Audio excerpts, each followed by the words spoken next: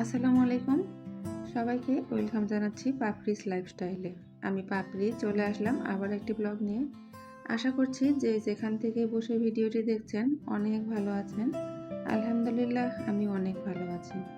তো আজকে কিন্তু ভিডিও শুরুতেই সবার কাছে একটা লাইক চেয়ে নিচ্ছি। যদি ভিডিওর কোনো একটা অংশ ভালো লাগে প্লিজ একটা লাইক করে দিবেন। আপনাদের এই মূল্যবান লাইকটা অনেকের কাছে আমার এই ভিডিওটা পৌঁছে দিতে সাহায্য করবে। আর আমার চ্যানেলটায় যারা আজকে নতুন ভিজিট করছেন প্লিজ একটা সাবস্ক্রাইব করে দিয়ে পাশে থাকা বেল আইকনটা প্রেস করে দিবেন, যাতে করে আমি যখনই কোনো ভিডিও ছাড়ি সঙ্গে সঙ্গে একটা নোটিফিকেশন পেয়ে যান আর আপনার মূল্যবান সময় বের করে ভিডিওটা দেখে নিতে পারেন। এই কাজগুলো যারা অলরেডি করে দিয়েছেন তাদেরকে অসংখ্য অসংখ্য ধন্যবাদ।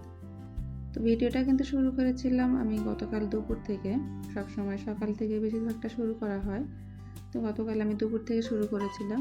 স্কুল থেকে এসে আমি রান্না করতে গিয়েছিলাম দুপুরে। তো বেশ কয়েকদিন যাবত আমার মাসকলাইয়ের ডাল দিয়ে মাছের মাথা দিয়ে খেতে ইচ্ছে হচ্ছিল, কিন্তু রান্না করার টাইম হয় না, কারণ একটু ভেজালের রান্না এটা। তো সেই জন্য আর করতে পারছিলাম না। তো গতকাল এটা করেছিলাম।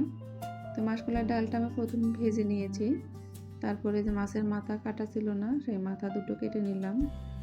চুলায় আমি মশলা কষানো বসিয়ে দিয়েছিলাম, ওটা বসিয়ে দিয়ে মাছের মাথাটা আমি কেটেছি। এর মধ্যে দেখলাম আমার লবণটা শেষ, মানে সেদিনকে আমি ধুয়ে দিয়েছিলাম লবণের জারটা, তো লবণ আর উঠানো হয়নি, তো কালকে উঠিয়ে নিয়েছি। তো এই যে মশলা কষানো হয়েছে, তারপরে যে মাথাটা কেটে মাথা পরিষ্কার করে অর্ধেকটুকু দিয়েছি ডাল রান্না করার জন্য, আর বাকি অর্ধেকটুকু রেখেছিলাম এই যে পুঁই শাক দিয়ে করার জন্য। তো এই পুঁই শাকটা কিন্তু আমার ব্যালকনিতে হয়েছিল। বৃষ্টির দিন কিন্তু গাছের চেহারা কিন্তু অনেক সুন্দর হয়, যে কোনো গাছের চেহারা কিন্তু অনেক অনেক তরতাজা, দেখতে অনেক লোভনীয় হয়। তো কাটতে ইচ্ছা হচ্ছিল না, মনে হচ্ছিল শুধু তাকিয়ে তাকিয়ে দেখি, কিন্তু না কাটলে তো আবার নষ্ট হয়ে যাবে, তো ওই কারণে কেটে খেয়ে ফেললাম। তো আলহামদুলিল্লাহ অনেক ভালো লেগেছিল। আর এই যে মাসকলাইয়ের ডালটা আমি ব্লেন্ডারে গুঁড়ো করে নিয়েছি, মানে আমার মেয়ে গুঁড়ো করেছে, আমি করিনি, আমি ভেজে দিয়েছিলাম। তারপর একটু ঠান্ডা পানিতে ওটা গলিয়ে নিয়ে মাছের মাথা কষিয়ে নিয়েছি, তার মধ্যে দিয়ে দিলাম ওটা। তো গোটা মাছের কলার ডাল দিয়েও কিন্তু অনেকে মাছের মাথাতে করে, তো ওটার চাইতে কিন্তু আমার এই গুঁড়ো করা ডাল দিয়ে খেতে বেশি ভালো লাগে। এই মাসকলাইয়ের ডালটা টাকি মাছ দিয়ে, অনেকে ছাতান মাছ বলেন, তো সেটা দিয়ে কিন্তু আমার আব্বা অনেক বেশি পছন্দ করে, এবং ওটা দিয়ে আমার কাছে মনে হয় বেশি ভালো লাগে। মাছের মাথাতেও ভালো লাগে, তবে টাকি মাছটা দিয়ে বেশি ভালো লাগে। তো আমি আর রুই মাছের মাথা দিয়ে কালকে রান্না করেছিলাম, তো আলহামদুলিল্লাহ অনেক অনেক মজা লাগছে। তো ডালটা আমি ওই পাশে চুলায় দিয়েছি, দিয়ে এই যে মাছের মাথা যেটা বাকিটুকু ছিল সেটা দিয়ে পুঁই শাক দিয়ে রান্না করব। তো পুঁই শাক দিয়ে প্রথমে ভেবেছিলাম যে পুঁই শাকটা শুধু শাক দিয়ে মাছ দিয়ে একটু আধা ভাঙা করে রান্না করব। পরে আবার কি মনে হলো, একটা আলু কেটে দিলাম। মানে গতকাল মোটামুটি আমি এই শাক রান্নাটা আবল তাবলভাবে রান্না করেছি, কখনো এভাবে করিনি। আসলে সবসময় একরকম করে রান্না করলে হয়তো খেতে অন্যরকম লাগে, মানে একঘেয়েমি চলে আসে, তাই একটু চেঞ্জ করেছিলাম। তো খারাপ লাগেনি, মোটামুটি ভালোই লেগেছে। তো এক পাশে ওই যে ডাল আর এক পাশে মাছ কষানো হচ্ছিল, আর পাঁচফোড়নটাও মেশানো শেষ হয়ে গেছিল, তো সেটাও একটু মিশিয়ে নিলাম।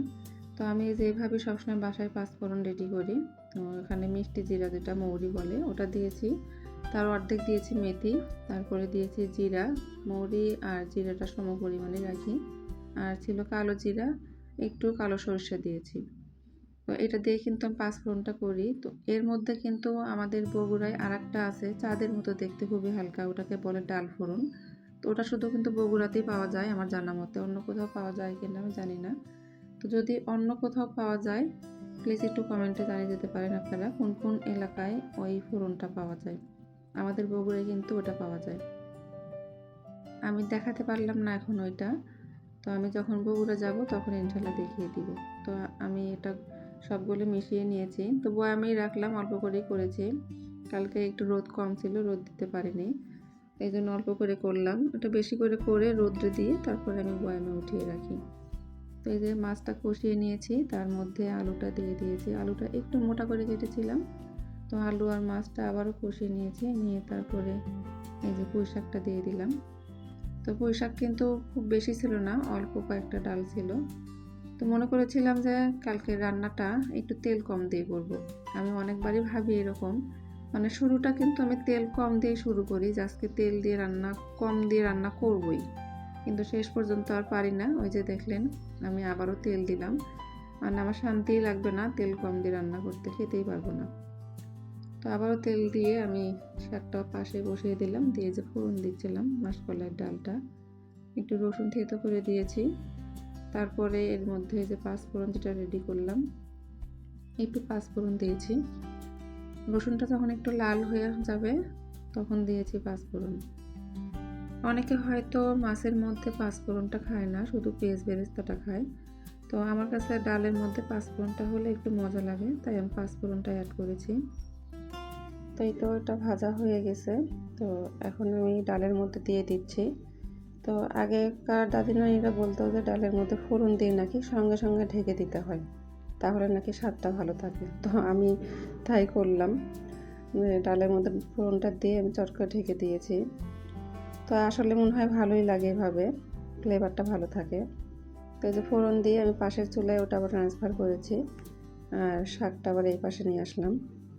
ডালের মধ্যে কিন্তু একটু শলুক পাতা দিতে চাইছিলাম, কিন্তু একেবারেই ভুলে গিয়েছিলাম। যখন খেতে বসছি তখন মনে হয়েছে যে হ্যাঁ, আমি তো শলুক পাতা দিলাম না। মাসকলাইয়ের ডালে কিন্তু আমার শলুক পাতাটা অনেক বেশি পছন্দ। লাউয়ের তরকারি, মাসকলাইয়ের ডাল এইসবে কিন্তু শলুক পাতা ছাড়া মনে হয় চিন্তাই করা যায় না আমার কাছে। লাউ শাক, মানে শীতের মধ্যে যেগুলো পাওয়া যায় সেগুলো শলুক পাতাতে অনেক ভালো লাগে। তো মিস করেছিলাম, যাই হোক ওইভাবেই খেয়েছি। আর শাকটা নাড়াচাড়া করে দিয়ে আবার একটু দমে বসে রাখলাম। আর বেগুন পোড়া দিয়ে রেখেছিলাম, দুটো বেগুন পুড়িয়েছিলাম, ছোটো ছোটো দুটো বেগুন। তো বেগুনগুলো একেবারেই বাজে ছিল, অনেক বেশি ছিল। তো ওটাই শুকনো মরিচ দিয়ে ভর্তা করে নিয়েছি, একটু আদা কুচি দিয়ে। ধনে পাতা ছিল না, তাই আদা কুচি দিয়েছি। তো আদা কুচি দিয়ে ভর্তাও কিন্তু অনেক মজা লাগে, কাঁচা আদার ফ্লেভারটা অনেক ভালো লাগে। তো এভাবে ভর্তাটা আমার আব্বা এবং আমার শ্বশুর আব্বা দুজনেই পছন্দ করতো বা করে। তো এই তো ভর্তা হয়ে গিয়েছে। একটা মরিচ গোটা রেখেছি, ওটা আমি এমনি এমনি খাবো, ঝালটা একটু কম দিয়েছিলাম, কারণ মেয়ে আবার ঝাল বেশি খেতে পারে না। তো আমি আবার প্রচুর ঝাল খাই, তাই একটা মরিচ গোটা রেখেছিলাম, ওটা আবার আমি পরে খেয়েছি এক্সট্রা করে ভাতের সঙ্গে। তো তরকারিটা হয়ে গিয়েছে, এভাবে নামিয়ে নিয়েছিলাম। তারপরে মেশিনে কাপড় ছিল, সেটা ব্যালকনিতে দিতে গিয়েছি। ক্যামেরা অন করে কাপড় নাড়ে দিচ্ছিলাম, তো আমি খেয়াল করিনি ক্যামেরার উপর কাপড় পরে অন্ধকার হয়ে গিয়েছে। কাপড় ছড়ানো শেষ করে এসে দেখি ক্যামেরা অন্ধকার। তো যাই হোক, ভিডিও শেষ পর্যায়ে চলে আসছি। সবাই অনেক ভালো থাকবেন, ভুল ত্রুটি মার্জনা করবেন। আল্লাহ হাফেজ, আসসালামু আলাইকুম।